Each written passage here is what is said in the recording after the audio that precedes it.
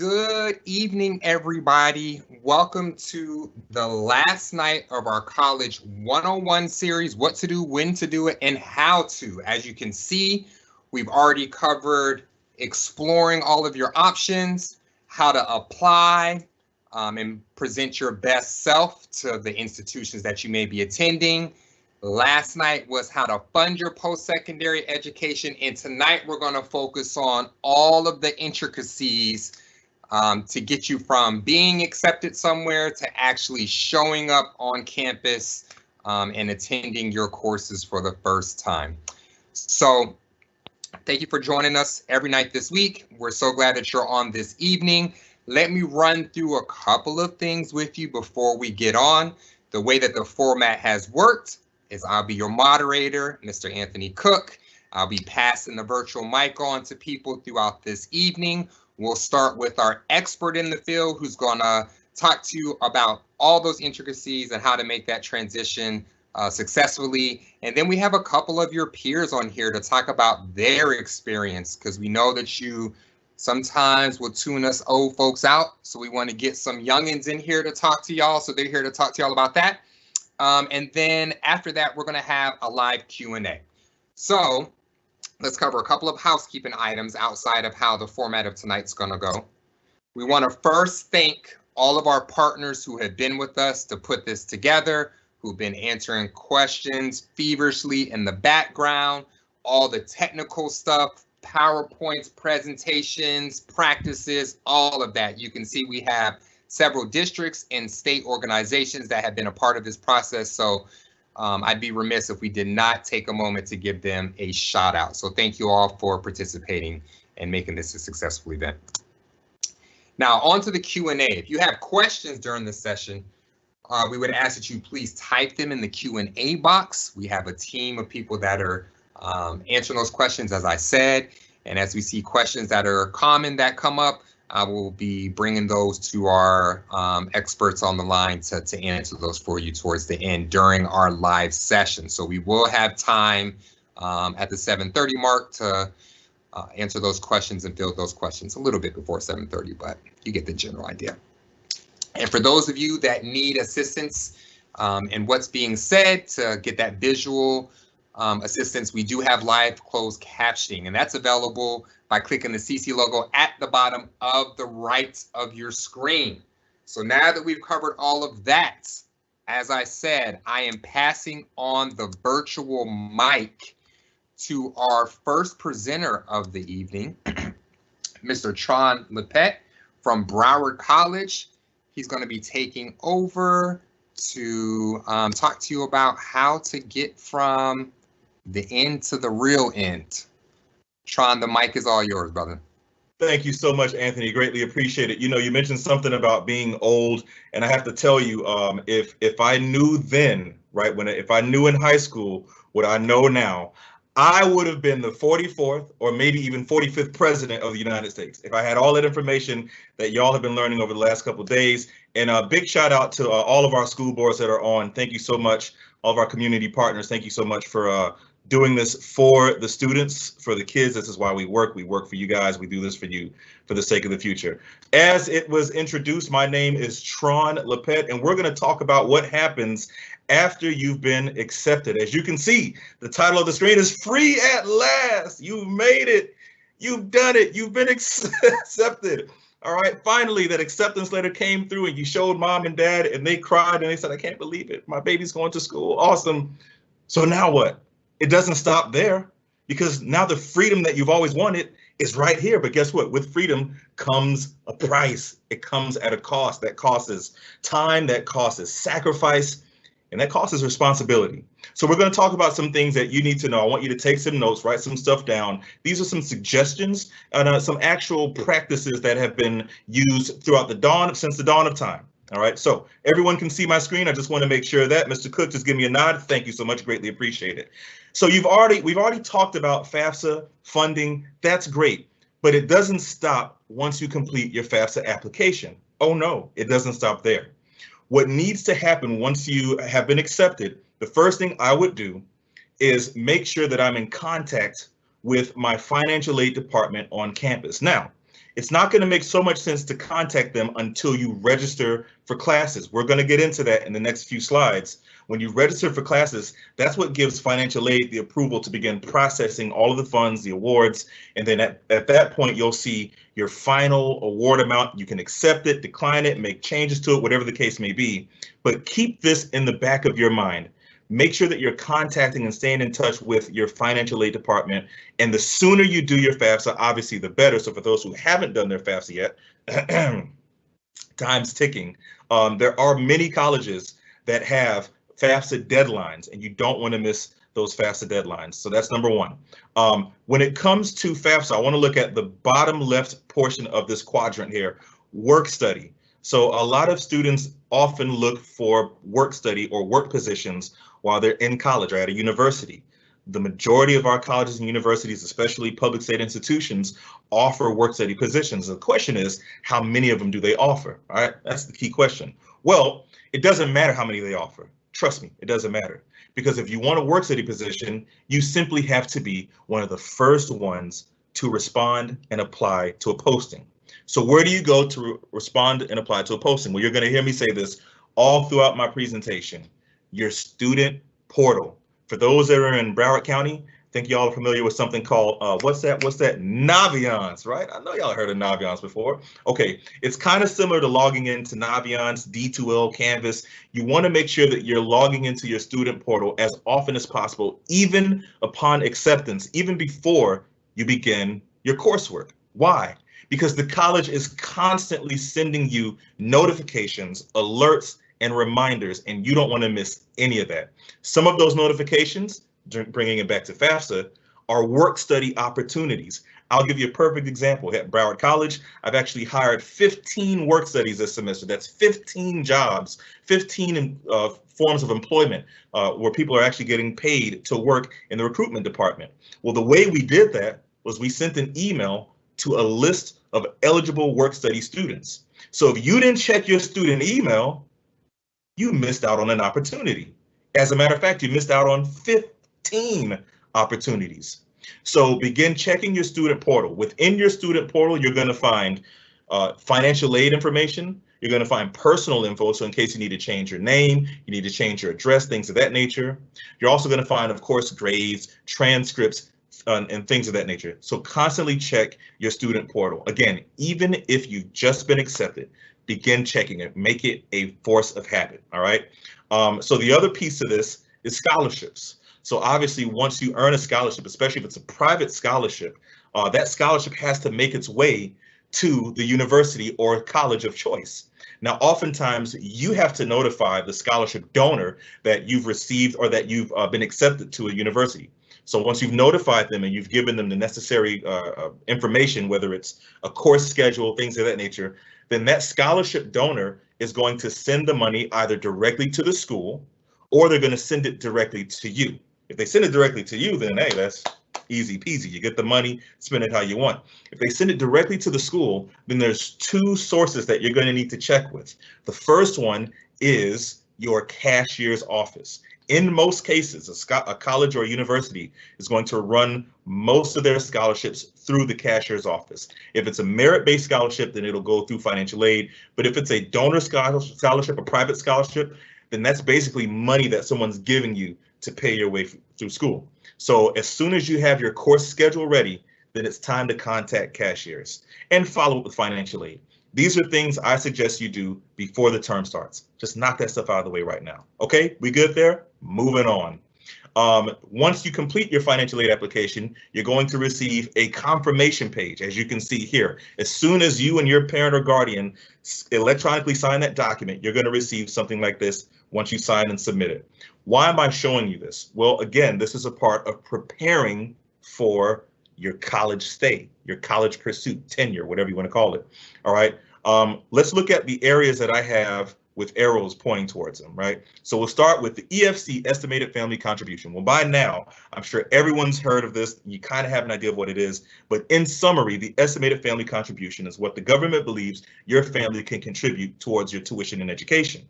All right, we're not going to focus on those numbers because this isn't a financial aid presentation, but just giving you an idea. All right, the next piece, it gives you a breakdown of the measurement and the algorithm, right? The next piece, the third arrow gives you a breakdown of, it says the EFC is not how much aid you will receive or how much you have to pay for college based on the eligibility requirements. So just further establishing what EFC stands for. But these last two arrows are what I want to focus on. The Pell Grant estimate. So once you complete your financial aid application, you'll have an idea of how much money you'll receive. Now, it is an estimate, and it's also, if you look at the verbiage, it's very clear. It says you may be eligible for the following. So if you see in your confirmation or on your confirmation that you're going to receive $4,100, and then you register for classes and all of a sudden that money's been adjusted, you can't call the government and say, hey, you said I was going to get $4,100, because they're going to say, well, we said you may be eligible. That's why this is something you want to study. You want to know what your maximum eligibility is for the Pell Grant. That way, when you receive the money, you'll know, okay, wait a minute, something's off. Why didn't I receive the extra $100, or why didn't I receive the extra $500? And the government will be able to provide you with some sort of explanation for that. All right. Of course, you'll be able to see your loans if you're going to receive a loan, which everyone basically gets loans. We know to stay away from that. And then the last arrow goes back to what I was saying just a few seconds ago. You may also be eligible to receive other federal, state, or institutional grants, scholarship, and or work study. That key word is work study. When you see that, you know that you have a good opportunity, a good chance of applying for a work study position. Again, go back to what I mentioned before. We want to do away with procrastination.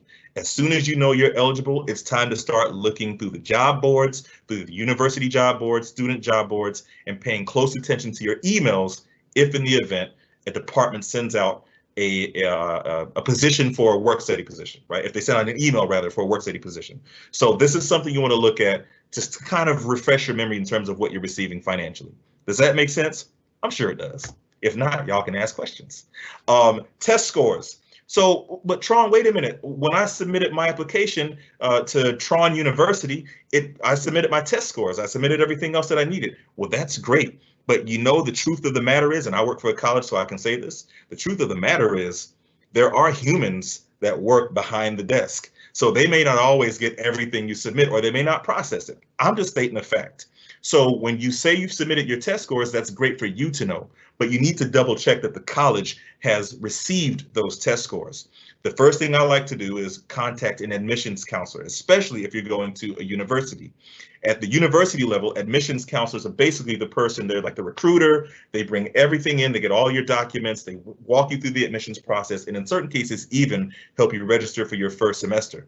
So the first point of contact if you're at a university is your admissions counselor. And you want to say, hey, admissions counselor Cook, did you notice that my test scores were not processed? And admission counselors Cook going to look through your portfolio, your profile, see if anything's missing, and let you know. So contact your admissions counselor upon acceptance. I know it sounds weird, but contact them and make sure that all of this stuff has been received. Because trust me, we get students all the time that come to admissions and they say, well, I sent my transcripts and I sent my test scores and you guys haven't received them. Hey, you know what? There's so many things that can happen, but double check. Don't wait till the last minute. I already talked about transcripts. I'll repeat it again. Make sure that you contact your admissions counselor to make sure that your transcripts have been received. Also, your student portal. I know I sound like a broken record, but once you're accepted, you'll have access to your student portal in most cases. So go to your student portal. There's an area in every student portal that shows the needed documents or missing documents that you need in order to register and continue with the college. So once you check that your student portal and you see that your transcripts have been received, great, you can sit back and wait for the next phase, wait for the next step, but continuously check. So we've talked about financial aid. You understand the importance of checking to make sure that your financial aid is received once you've registered for classes, double checking the amount of the award that you're going to receive. If you're earning a scholarship, you want to contact the cashier's office in most cases to make sure that they've received that money, and then contact your admissions counselor to make sure all those other admissions documents have been received. Okay, once you've done all of that work, then what? Because it doesn't stop there. What's next? Oh, wait a minute, you're going to live on campus. Uh-oh, it's time to hey, party. Okay, trying to stick with the program. All right, room and board application. So I remember, here you go, Anthony Cook, this is for you. Back in 2002, when I filled out my room and board application, I was a nervous wreck. Actually, it was 2004 because I stayed with cousins in 2002. Anyway, y'all are too young. Y'all don't even, so long ago. Um, we had a physical form that we had to fill out. So once I got my acceptance letter from UCF, shouts out to the Knights, at the time they were the Golden Knights, I received this big pile of information, right? And I went through, and my mom and we sat down and filled everything out, sent it back. There's a few key areas that I want you to focus on in this form, and it's always good to do this with a parent or guardian. Obviously, the personal data is important. You can fill that out on your own. Program information, yes. Believe it or not, your school and your boarding location wants to know what your program of study is. Now, in certain cases, they'll actually group you, and I've seen this especially when it comes to some of the more prestigious universities, Ivy League schools, they'll group you in rooms based on your program of study. But also, this is another way for the RA, resident assistant, to keep track of who is living in his or her dormitory. Why is that important? Because you're all students. It's just that simple. So they're going to have that information tracked here, and they're going to know, okay, when are you commencing? Are you commencing the first, second, third, fourth year of my program? When? Because they're going to start putting freshmen together. They're going to start putting sophomores together, and maybe even doing some kind of random mixing of all of those. Then the piece right below this, specific roommate preference. Okay, so you're going to your university, Tron University, we'll just say, I like it, it's got a nice ring to it. And you're bringing your best friend along, your BFF or whatever you call it, because I don't know, but you're bringing your best friend with you. Now, if you want a room with your best friend and if they're planning on living with you, that's great. This form needs to be submitted as soon as possible. And you need to fill out the specific roommate preference. Every room and board application is going to ask this. Well, let me not say every, but the majority of room and board applications are going to ask that. If you don't list their name and their student ID, then the chances of the two of you rooming together are going to be slim, right? Or if you wait to the last minute, let's say you wait to 3 to 4 weeks before you're actually moving to campus, then the chances are going to be slim. They're just going to assign anybody to you. Now, that doesn't necessarily mean it's a bad thing, because when I went to FAU, I transferred from UCF to FAU. I roomed with complete strangers, and two of those strangers are my best friends to this very day. So you never know what could happen. And then at the end, you also have your food plan that you need to fill out, because they need to know how you're going to feed yourself. They don't want you to go to their school and you starve and say, the university didn't feed me. Well, they want to know, and they want to make sure that you have a food plan identified. So fill out this form, send it back as soon as you can. If you know you're going to Tron University, fill out this form today. You've already been accepted. You've already submitted your test scores. Fill out this form and send it today. Don't wait, okay? I'm just trying to make your life easier. All right, the next piece that's going to happen. Every college and university has a new student orientation. We are no different when it comes to that at Broward College. Hey, I just got to plug Broward College. I can't help it. So your new student orientation is very important. What a lot of universities are doing nowadays, please take note of this. What a lot of universities are doing nowadays is they're making the new student orientation a 1-credit course. Although it's only like what, a couple hours that you take this course or that you go through the orientation, but a lot of universities are giving you 1 credit. Some universities are actually charging students to take the new student orientation, okay, especially when you get to grad school. That's a whole nother conversation. So my advice to you is, whatever day you have scheduled for your new student orientation, block that day off. Don't do anything else that day. Good news is, all of these orientations, or the majority of them, are being done remotely, virtually. There are some universities and colleges that are offering new student orientations on campus. I believe some of them are also making them required, but the majority of them, a large percentage, are offering them remote and virtually. So great, all you need to do is wake up and attend a new student orientation. Please pay close attention during the new student orientation. I know you guys are probably college pros by now, especially if you're, being that you have so many different folks who are supporting you and have been talking about college for years. But please pay attention, because you're going to learn some really cool facts and some really neat resources that you could probably utilize down the road at that college or university. I tell you, our new student orientation PowerPoint slide is 54 slides long.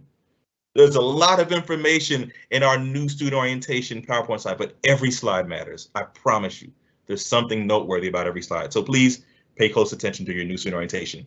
If you haven't received the new student orientation date yet, who do you need to contact? I'll wait. Oh, yeah, you said it. your admissions counselor, especially if you're going to university. Reach out to your admissions counselor, say, hey, I haven't been scheduled for my new student orientation. When does that need to happen? When is that going to happen? They'll look at your profile and they'll see, okay, maybe you have a hold here that's preventing you from registering. So let's take a look at that hold. Stay in close contact. Just because you're accepted doesn't mean it's over. I'm telling you, there's a little bit more that you need to do. All right. Moving right along, advising. Oh boy, advising appointments. So you've been accepted. You've made sure that your test scores are there. Your new student orientation's been scheduled. Okay, great. Now it's time to focus on your academics. So why do you need to speak to an advisor if I know I'm going to be a chemical engineer? Well, you need to make sure that you are taking the necessary courses every semester to not only graduate on time, but to make sure that you're learning what you need to. And so that if you want to transition to another program, all of those courses will transfer to that program. So my advice to you is every semester, maybe 2 to 3 times a semester, set up an advising appointment. Advisors on the line are probably like, oh, maybe once a semester, but I'm telling you, for your sanity, twice a semester at the very least is how often I would set up an advising appointment. Even if you know how to navigate through your own schedule, your own academic schedule, that's great. The advisors get paid to do that for you, right? Wink, wink, that's where some of your tuition goes to. Set up an advising appointment twice a semester. The first thing you want to say is, am I taking the right courses? Am I on the right path? The second thing you want to ask, and this is where I need you to take a note, are there any stackable certifications that are available in this program? What can I do to enhance my academic portfolio? If you're in STEM, if you're in business, if you're in industry, manufacturing, construction, transportation, even education, congratulations, there's more than likely going to be a few stackable certificates that you can apply for or that you can obtain based on your academic plan. So you have to make sure that you're taking all of the courses that align with those stackable certificates. If you are, great. You'll leave with your associates, you'll leave with 2 or 3 technical certificates, and you'll leave with a bachelor's degree. Guess what that makes you? Marketable. Guess what that means? You're competitive.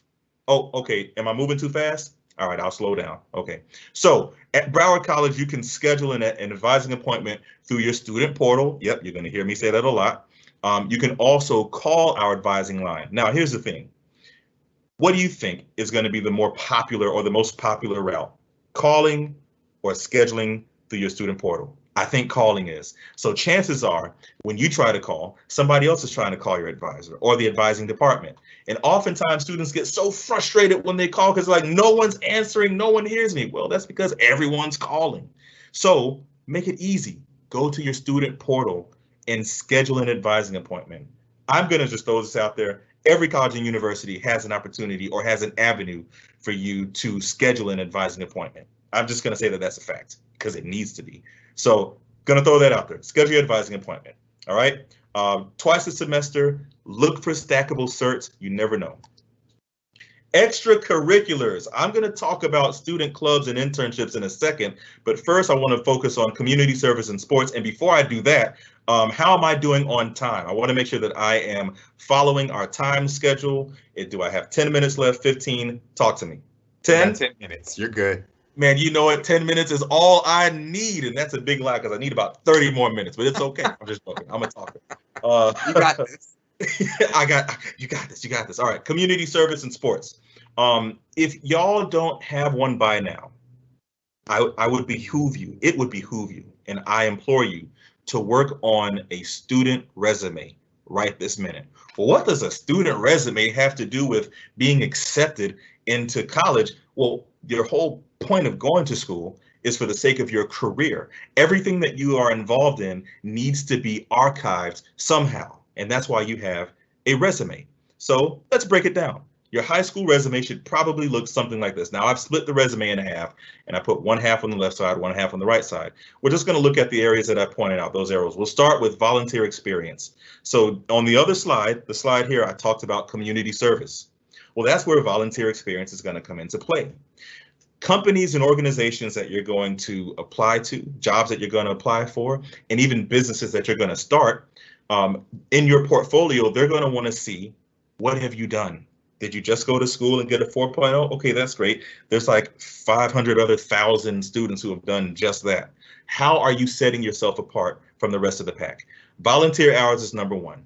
Key skills is number two. That's in the center of the screen. Key skills. What are you good at? And how do you develop those key skills? I'll go into that in a second. And then extracurriculars. This is the part where I always ask students to tell me what they see here. But extracurriculars, we have President of Model United Nations. We have Secretary of Student Council, National Honor Society, Business Professionals of America. Okay, well, Tron, what's your point here? My point is, it is important to get involved while you're in college. So as soon as you've gone through your orientation, you've checked all your documents, you've submitted your meal plan, your room and board application, you're in the room with your buddy, woo, woo, party. Okay, the next thing you need to do is reach out to the Office of Student Involvement or Student Life. At Broward College, we call it Student Life. All right, this is from UCF. So their Office of Student Involvement. Here's where you're going to find out how many clubs they have, what kind of clubs you can attend, what sort of volunteer and community events are taking place. And again, all of that is to build your portfolio. Oftentimes students go to school, they graduate and they say, okay, I have my bachelor's, I have a master's, I have all of these degrees and certificates, but I can't sell myself apart. I'm not getting the jobs. I'm not getting the positions I want because you don't have enough experience. You haven't branched out enough, right? So get involved in your student clubs and organizations. You're going to hear this during your new student orientation. I'm just preparing you, but get involved now, all right? Another beauty of doing that is networking. Networking will take you so far. I'll tell you a quick story. Carol Lopez has probably heard this story so many times, she could probably quote it. But I started off at UCF, and during my time at UCF, I said, you know what? The school is too big for me. I can't handle it. I'm not prepared for the university setting. So I went to the community college level. While I was at the community college, Valencia Community College, I ran into a ton of friends and we worked on events together. I joined 4 or 5 different student clubs, created my own club, right? And wouldn't you know it, one of those individuals, one of my colleagues or one of my peers at the time, 10 years later, 12 years later, became a manager of a position at Broward College, of a department at Broward College. And I was in job transition. Wouldn't you know it? She saw my resume, called me because she still had my number, said, hey, Tron, is that your resume?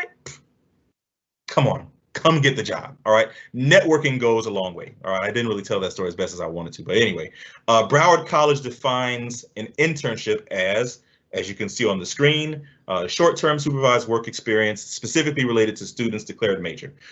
So once you've gotten involved in a few student clubs or created your own student club, and once you've started going through your semester, maybe now you're a freshman, now maybe you're a sophomore, it's time to start looking for those internship opportunities. Internships can lead to careers. I can't tell you how many students have started it as an intern and that position or that company decided, you know what, you're doing such a great job, we're going to hire you full time. Where do you find these internships? You go to your career centers. So once you're done with the floor plan and meal plan and all that other stuff, and new student orientation and student clubs, then it's time to start looking at the future. So go to the Career Center. They'll help you with resume writing. They'll help you with finding internships, other jobs that are available, and just preparing for life after college. You always have to prepare for the next phase. Many of my colleagues are preparing for that beautiful word called retirement, although we probably have another 20 years to go. All right, moving right along. Last but not least, please, whatever you do, have fun while you're in school. Like I said before, join some student clubs and organizations. There's Greek fraternities on campus. That's another way for you to network. Go to some of the football games and basketball games when they open, because one thing that I can't stand to hear is when someone says, I'm bored, college is so boring. And then I say, well, what are you doing aside from going to school? Nothing. Well, no wonder it's boring. So get involved, please. It's a great way to network. And that's it for me. I'm just going to give my contact information. If anyone has any questions, if you need to call me about anything, this is my Broward College work number, but I'm more than willing to answer any questions, no matter where you're from, what county. Hey, we're all in this together and we all want to see you succeed. That does it for me. Mr. Cook, I'll pass it back to you. And the crowd goes wild. Tron. Thank you so much, Tron, for that presentation. Please stay on the line. We got some questions to bring back to you. But right now, we're going to pass the virtual mic off to our students, one former, one current. Our first one up is Ashley Duncan, who is a graduate of FAU and is currently a 10th grade ELA teacher. Ashley, we're going to pass that virtual mic off to you. Go ahead and let everybody know your experience. Thank you so much. Hi, everyone. Good evening. I hope everyone had a great day. So as you just heard, I am a graduate of Florida Atlantic University. Go Owls. I am a 10th grade English teacher, and I teach at Boynton Beach Community High School. I did originally go to college to be a teacher, believe it or not. A lot of people are like, oh my God, did you always want to be a teacher? Yes, I did. So that's what I'm doing. I love it. I love every minute of it. All right, I'm going to dive right in. So you've been accepted. And these, as we go through the slides, I'm just going to be telling you some of the things I wish people would have told me when I was in school. But, as we progress, we get better.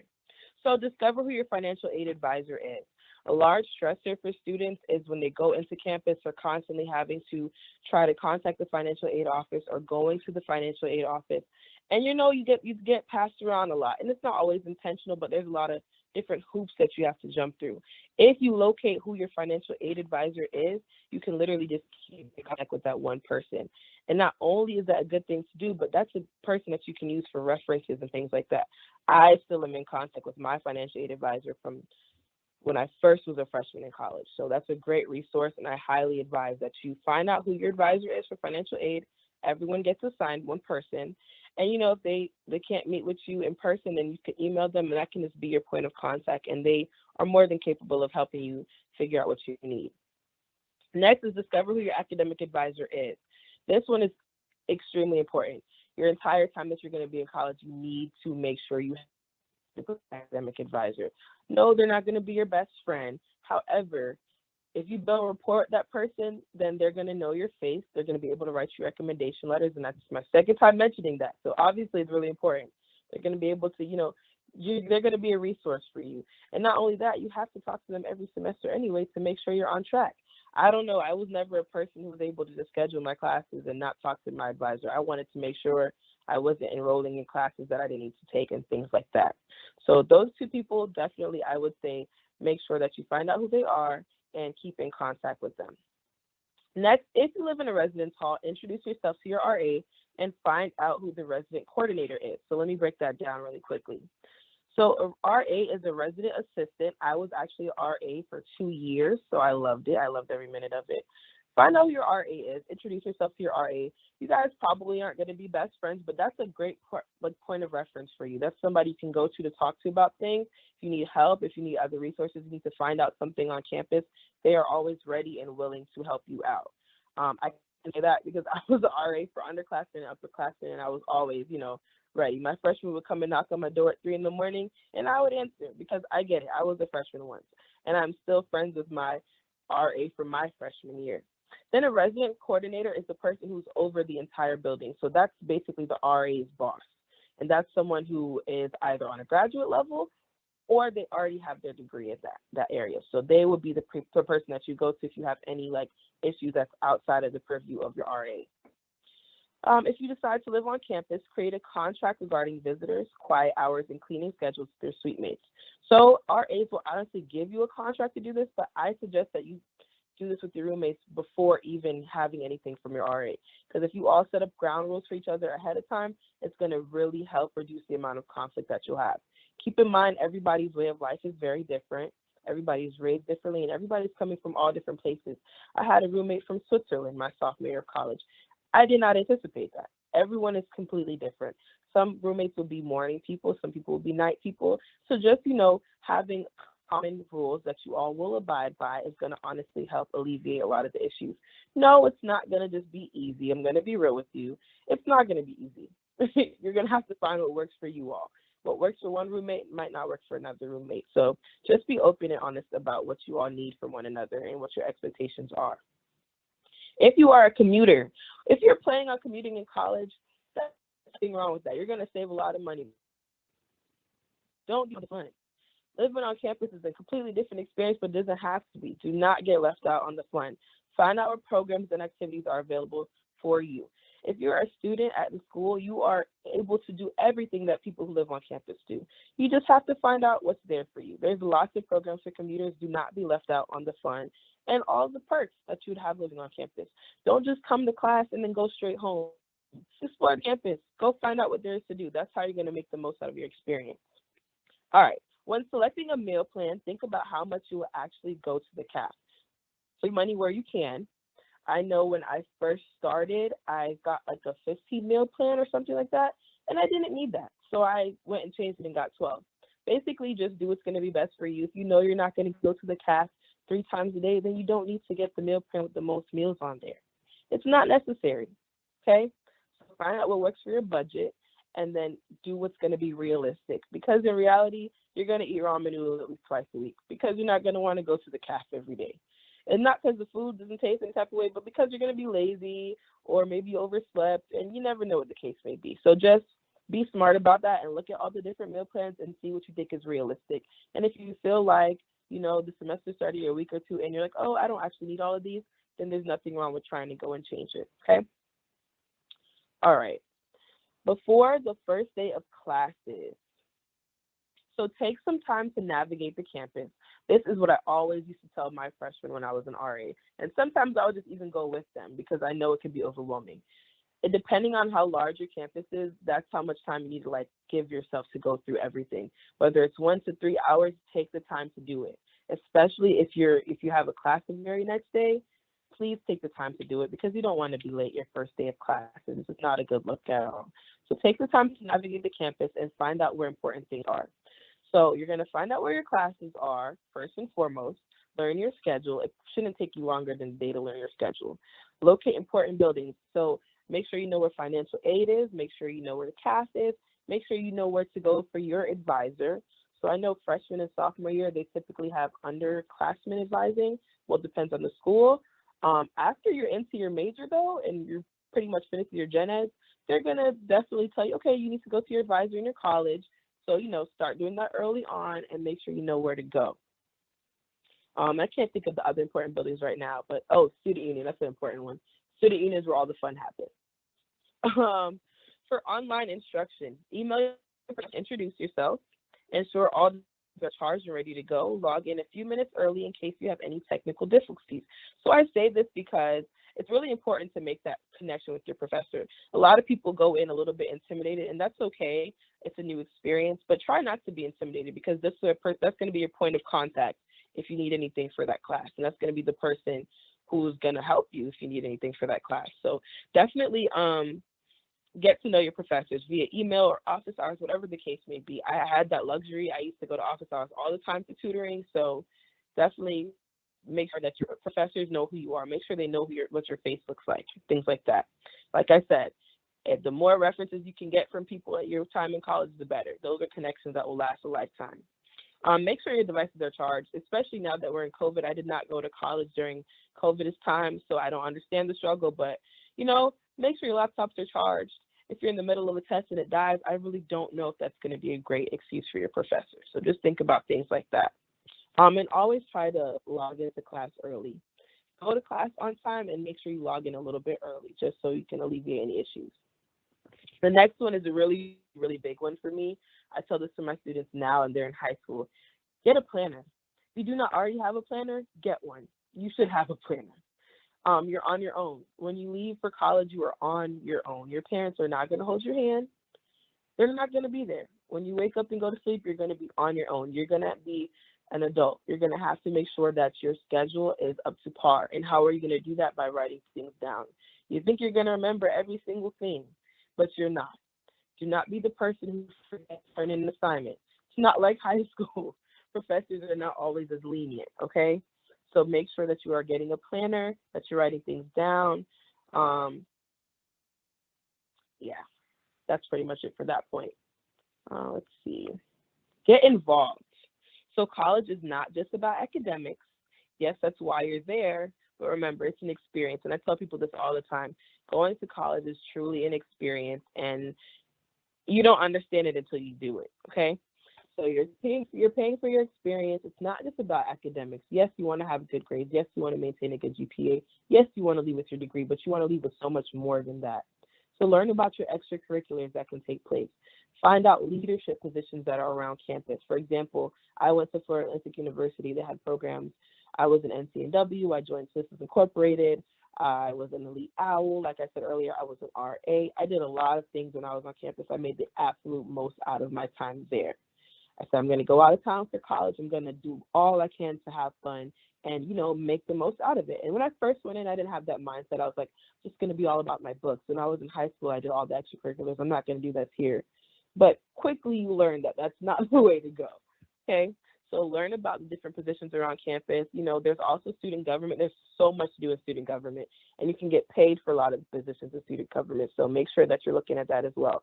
There's fraternities and sororities and so many other different things. Like each school has a page of all of their clubs and things like that. So just look at and see what what interests you. You don't have to stick with anything that you don't like, but it would be a disservice to yourself if you don't try. It's never too early for an internship. And I put typically because sometimes there are requirements. Sometimes certain internships want you to have a certain amount of credit hours, and that's okay. But if you want them, they're out there. Trust, paid or unpaid, you're getting the experience, and it's better to have something than nothing. So definitely look into internships and do not wait till the last minute.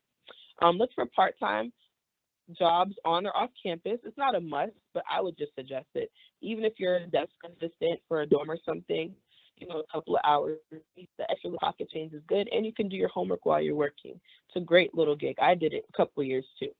Actually, it was only 1 year, but discover who your village is my next point. And what I mean by this is find out the people who are going to be surrounding you during your time in college. So I was blessed enough to be able to join a learning community my freshman year, and I'm still friends with all those people to this very day. So we're all in our professions, whether we're in medical school, grad school, whatever it is, we are all in our different disciplines now, but we still have time to talk to one another. We're still there for one another because that's the foundation that we built. So figure out who those people are going to be for you. It may not happen the first 2 weeks of school, but be open to meeting new people because you never know who is crossing paths with you. Honestly, when you go to college, these are most likely going to be your lifelong friends. So definitely be ready and willing to receive that. The 3 to 5 years you spend in undergrad will set the precedent for adulthood. Make connections, explore the adults you're blossoming into. So I say 3 to 5 years because no one's journey is the same. Some people might graduate early. Some people might take a little bit longer. Some majors require an extra year. So, just be ready to have fun with your major. Just be ready to learn about yourself and just be ready to experience the person that you're becoming. It's experience that you're going to love every minute of, but it's not always going to be easy.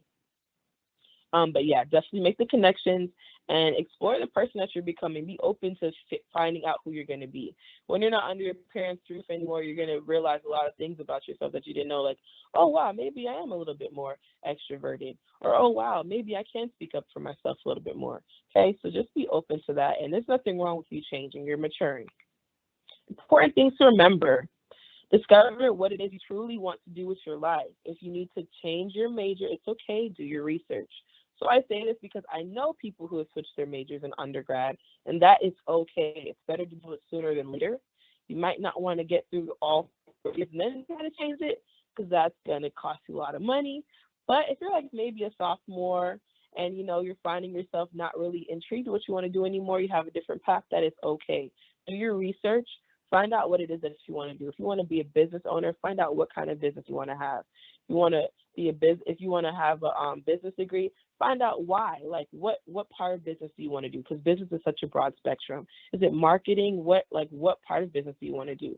So find out what it is that you truly want to do, and then find a major that will go hand in hand with that.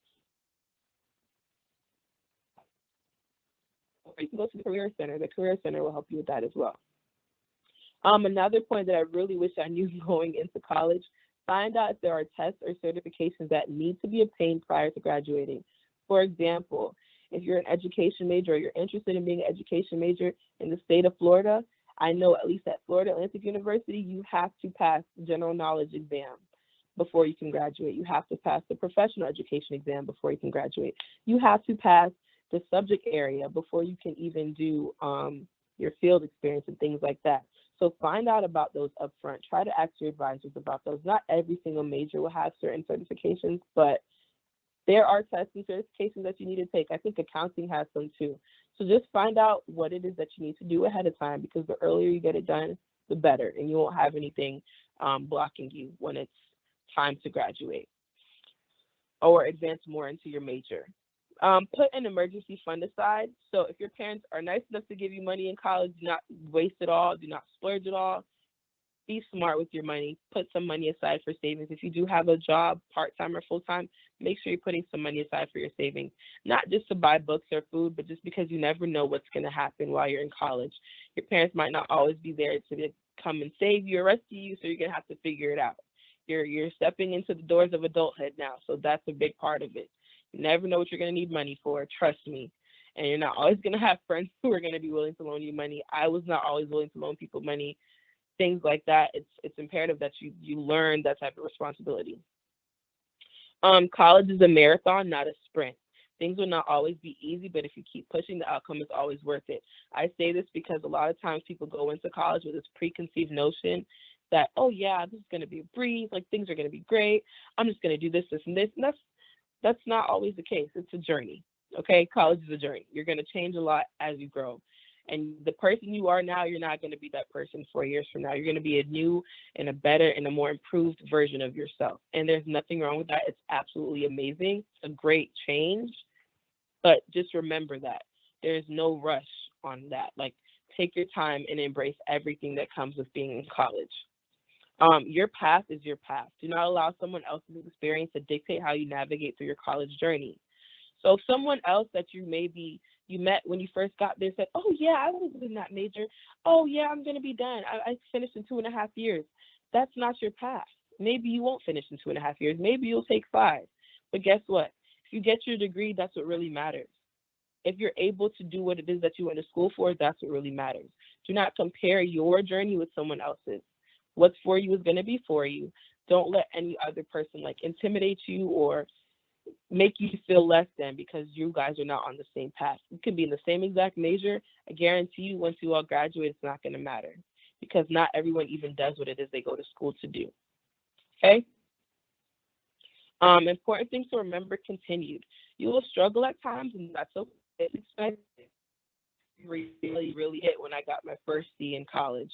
And for you, it might not sound very alarming, but for me, I was coming from a 4.0 straight A student, didn't fail tests, to getting a C in college. And I was like, oh my God, I'm a failure.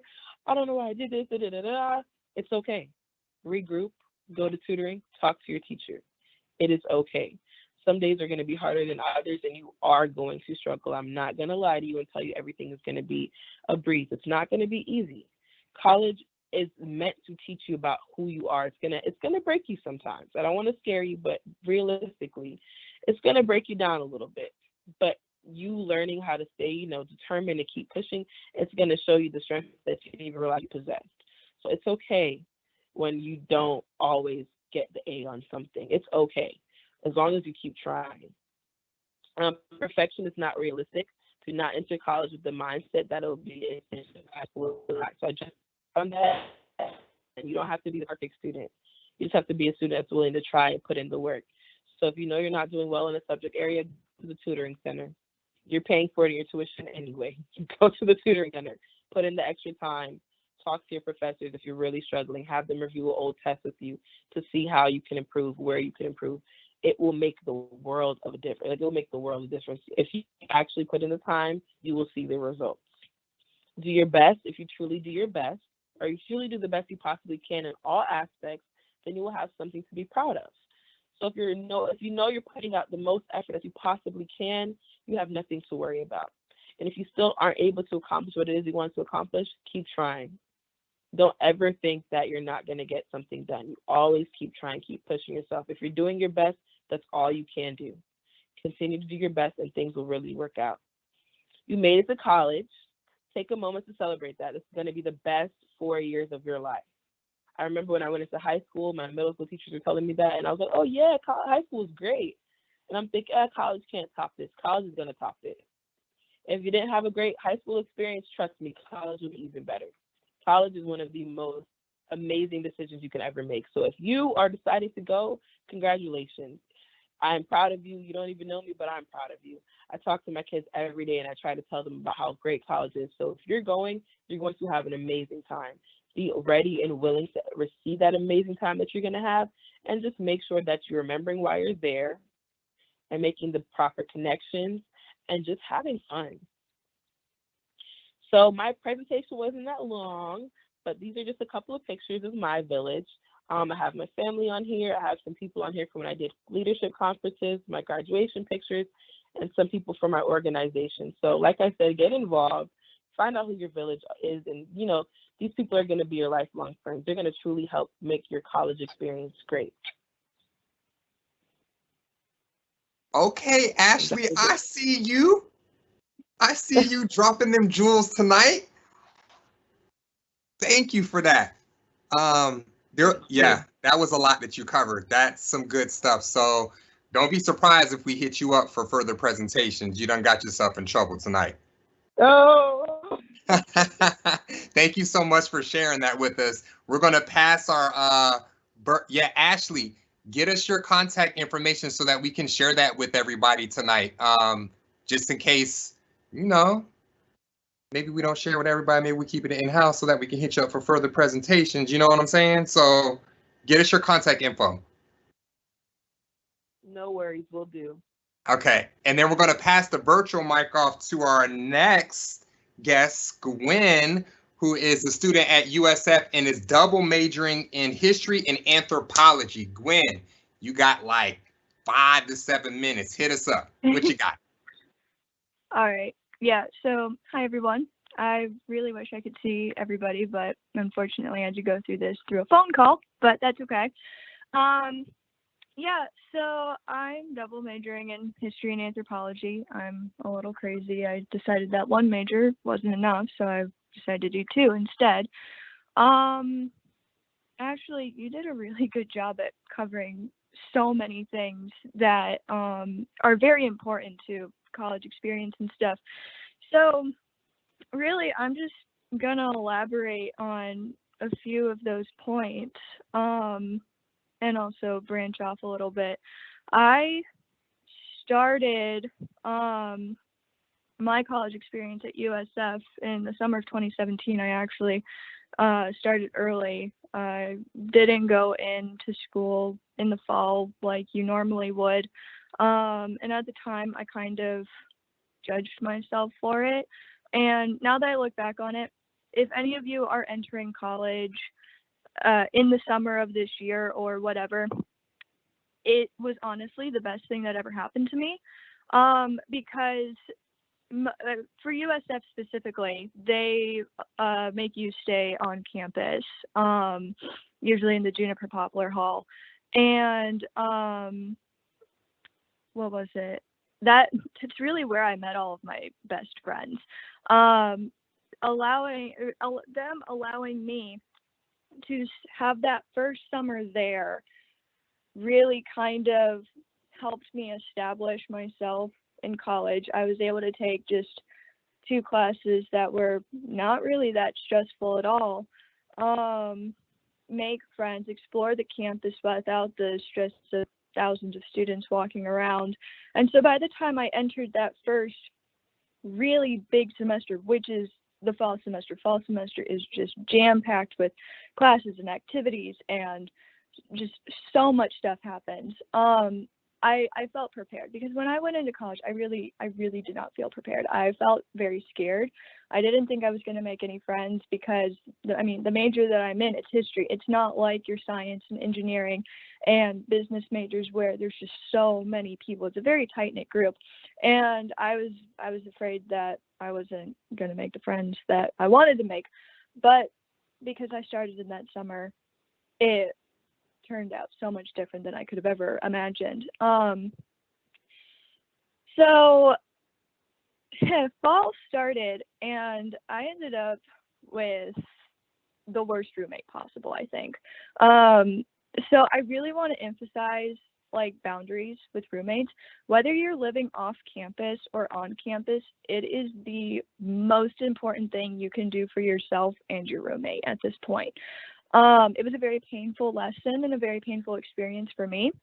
because I went from a very wonderful roommate in the summer to someone who really was just very disrespectful in the fall and spring of my freshman year.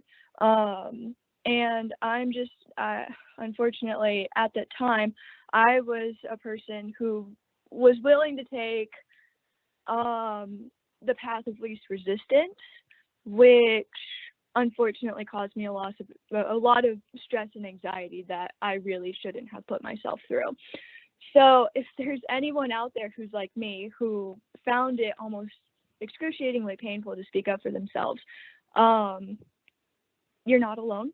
I went through it myself, and I encourage you to really try and speak up for yourself, because you're already going to be stressed with school and trying to get the grades that you want and get through the classes that you need to get through. And it's not fair to put yourself through a situation where you have just a really horrible roommate. I mean, my roommate, she would consistently lose her key and ask me to leave the door unlocked when there was nobody there, and all of our personal belongings were inside, and that was just not a very safe situation. And she would go partying almost every weekend, which I have nothing against partying. It's a huge college aspect and everything, or a huge aspect of college, but it was the fact that she would come home at 4 a.m. when I was asleep.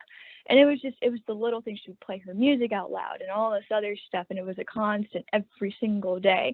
And on top of that, I lived in traditional housing, and if you live in traditional housing your first year, when they say the rooms are small, they're not joking. It is incredibly small. It is like, if you stand side by side with your roommate, you can touch the door, you can touch your roommate's hand, and they can touch the wall next to you. It is crazy small. So putting myself through something like that was not good, and I don't advise anybody do that. Thankfully, because I had been in school starting that summer, I already had started to establish a group of friends. So despite the fact that I had a really rough roommate that first year, I was able to sort of pull myself away from it. I had a support group who helped me through it and everything. And by the next year, I was able to actually live with my friends that I had started to meet and establish relationships with that summer. And for the next 2.5, 3 years and everything, that's who I've lived with and everything. I've lived with those core people that I met in my first summer. So yeah, and I mean, unlike Ashley, who presented before me, I was in school before the pandemic and right after it started. Last semester, it was in the middle of my semester last year when they shut everything down, and it was definitely a shock to all of us.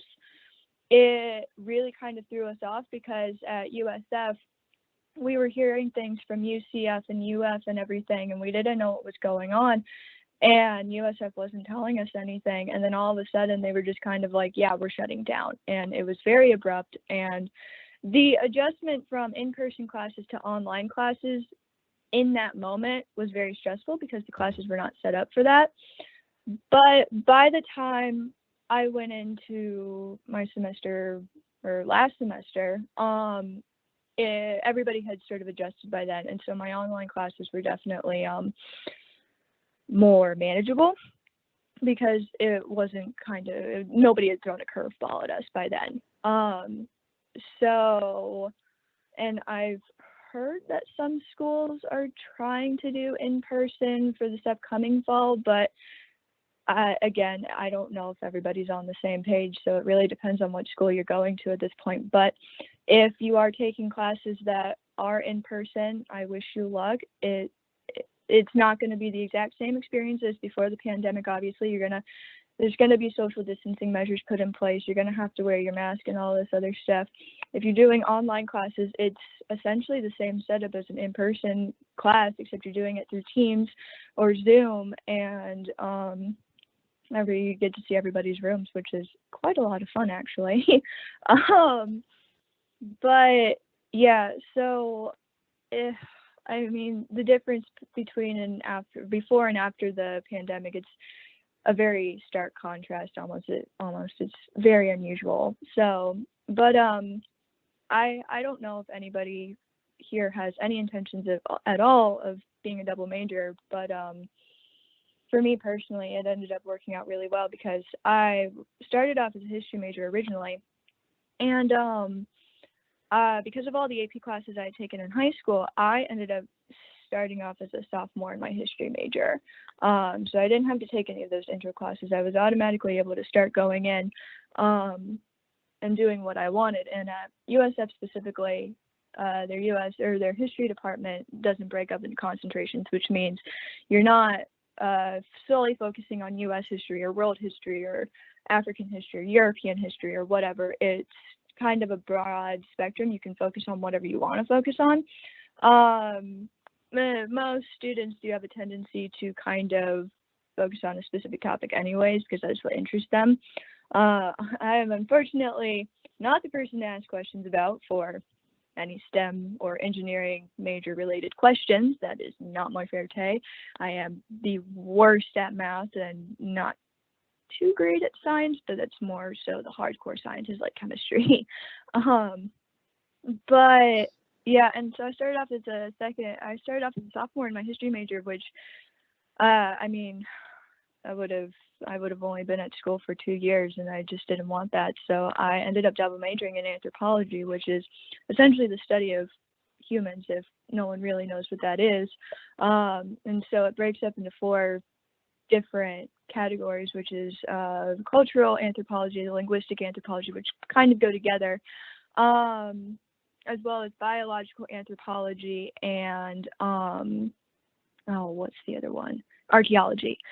So if any of you happen to be STEM majors or entering a STEM major program, and you just so happen to be going to USF, I know for a fact that the anthropology department offers a minor for STEM majors where you can sort of do a medical anthropology minor almost, which is, I've actually taken a class in medical anthropology, and it is very beneficial if you have plans to become a doctor or somewhere along those lines, the medical field.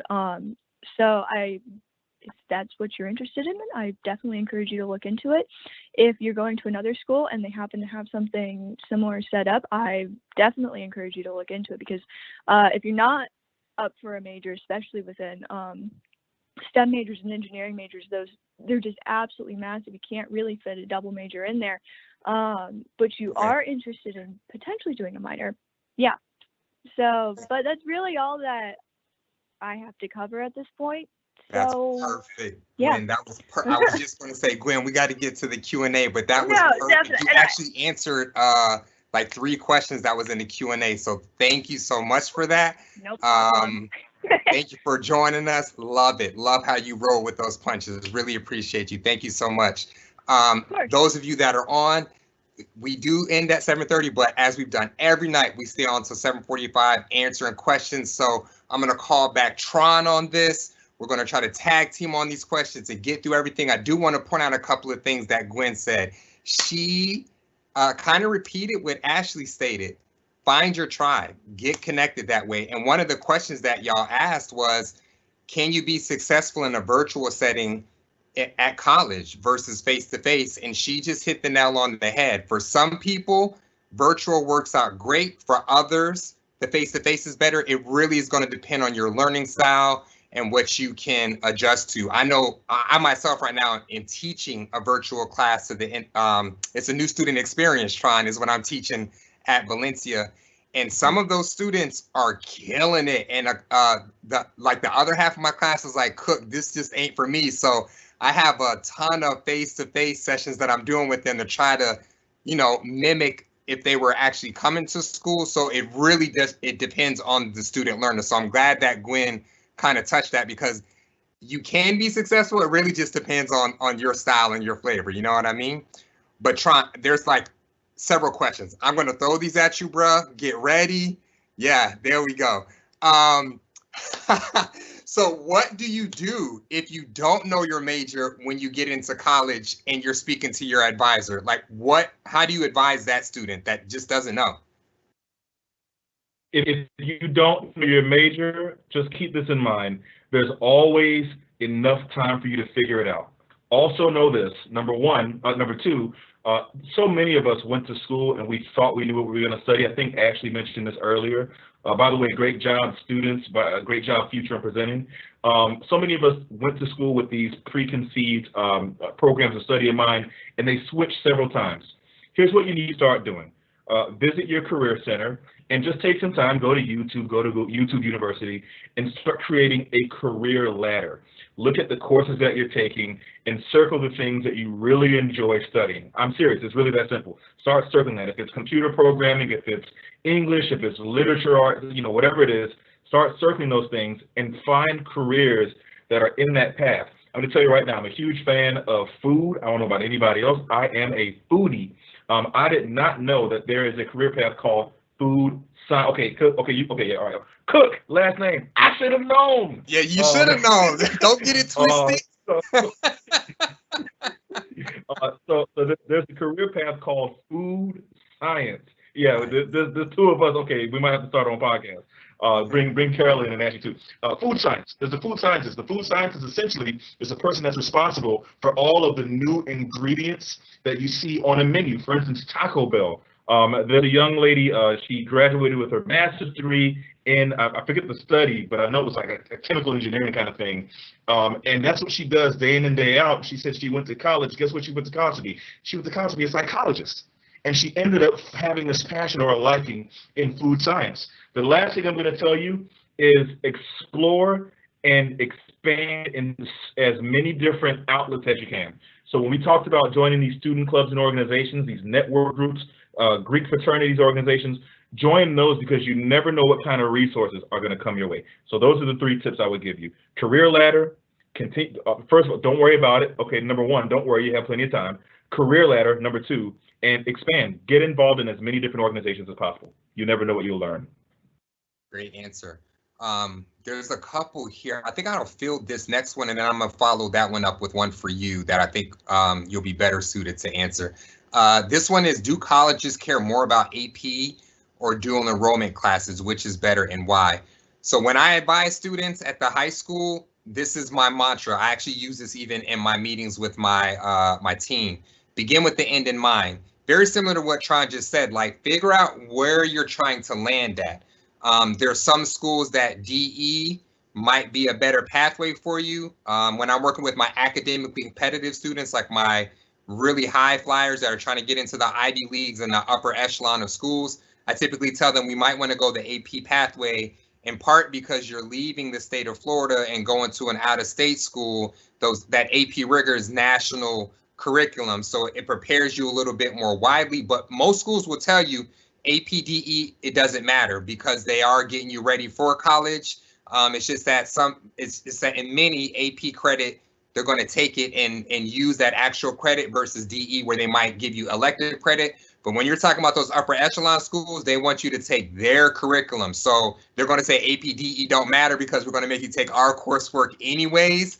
Great that you took it. Good on you. We'll use those as some elective credits, but you're going to have to take our stuff. So really figure out if you're in a career exploratory program like Naviance. In our district, we use Zello. Figure out where you're trying to go. And like Tron said, start getting in contact with those academic advisors and those admissions advisors. For those of you that are transitioning, they're going to be the ones that can give you some clear direction on which coursework would be a better fit for you because of where you're trying to end up at.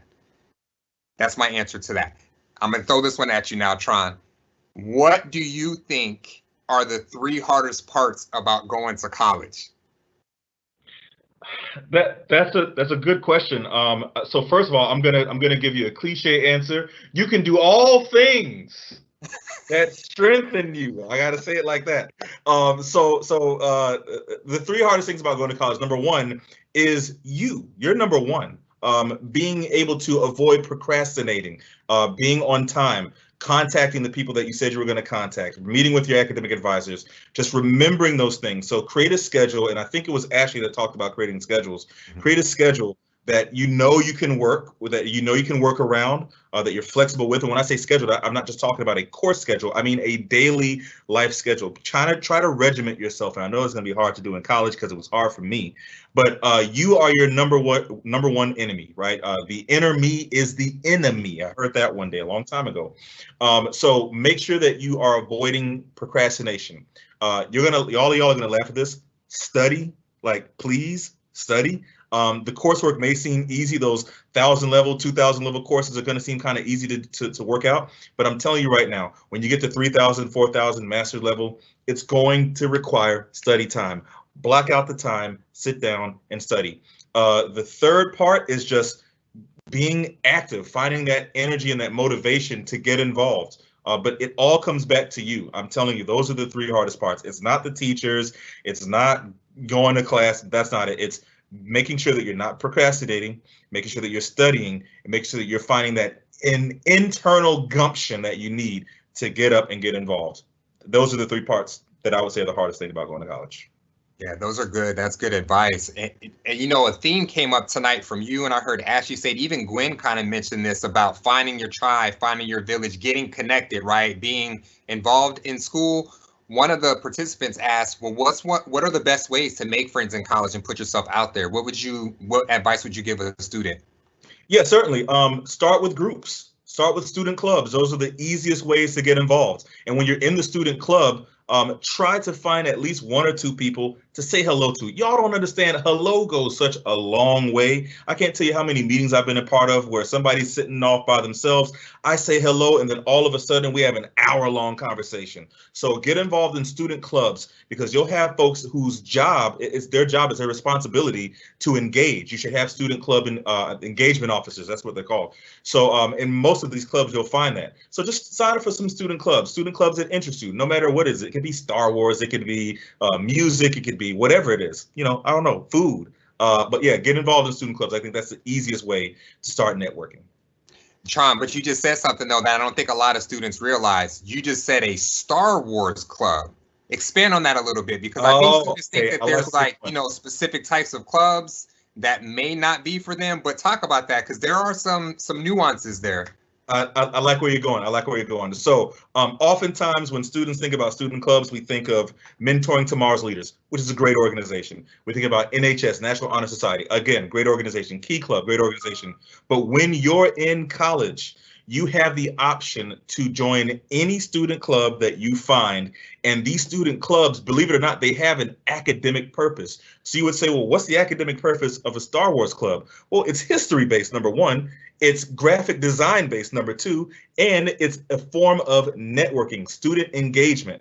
Believe it or not, at most universities and colleges, especially at Broward, here at Broward College, I can tell you, you can create your own student club. So if you've gone through a list of 100 clubs, you don't see anything you like, all you need is 10 students, an advisor, which is usually a staff member or faculty, and some kind of academic basis. What is your academic objective of that club?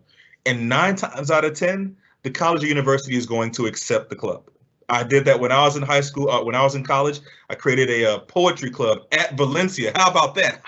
It was called Poets Block. And the piece behind it, the specialty behind it was literature. We were looking at different types of literature, and that's what poetry is. So yeah, you'll find all kinds of clubs. You just have to look for them. And then if you don't see what you want, get a group of friends together, start your own club. Great. Thank you for sharing. Now I'm going to give you one more question, and then we're going to do a little promo for FAFSA and close out this evening. This one is right up your alley. I would definitely be calling you to ask you this, because I do this all the time. I never can remember. If you graduate high school with your AA and you're applying to university, are you a freshman or are you a transfer student? You are a transfer student. You've gone through all of the rigmarole of becoming a freshman. You have your credits. You are no longer a freshman. You are a transfer student. You could dare say a junior. So yes, graduating your high school with your AA skips you past all of that stuff. So that's a simple answer to that. If I may, really quick, volunteers, somebody mentioned that. Give me 30 seconds.